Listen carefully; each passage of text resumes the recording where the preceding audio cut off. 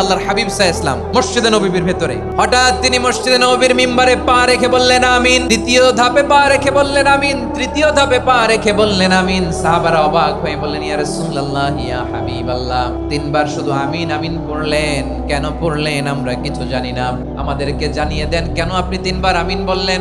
রাহমাতাল লিল আলামিন আল্লাহর হাবিব বললেন, আমি যখন মসজিদে নববীর মিম্বারের প্রথম ধাপে পা রেখেছি, সাইয়েদনা জিবরিল এসে আমাকে বলেছে, ও নবী, আপনার নাম শুনে যে ব্যক্তি আপনার উপর দুরূদ পড়ে না তার ধ্বংস। আপনি বলেন আমিন। আমি বলেছি আমিন।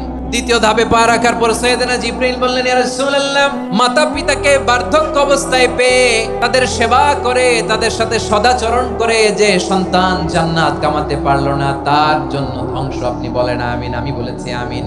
আবার মিম্বারের তৃতীয় ধাপে যখনই আমি পা রাখলাম, সাইয়েদনা জিবরাইল বললেন, নবী, রমজান মাস পাওয়ার পরে এই মাসে ইবাদত করে যে ব্যক্তি নিজের গুনাহ মাফ করাতে পারলো না তার জন্য ধ্বংস। আপনি আওয়াজ করে পড়েন আমিন। কত বড় ধমক, কত বড় ওয়ার্নিং দেখছেন, যে রমাদান পেয়েছে কিন্তু রমাদানের ইবাদত করার মধ্য দিয়ে সে নিজেকে জাহান্নাম থেকে মুক্ত বানাতে পারলো না, তার উপর আল্লাহ লানত, তার জন্য ধ্বংস। সাইয়েদনা জিবরাইল বলেছেন আমিন, স্বয়ং বিশ্বনবীও বলেছেন আমিন। আওয়াজ করে পড়েন নাউযুবিল্লাহ।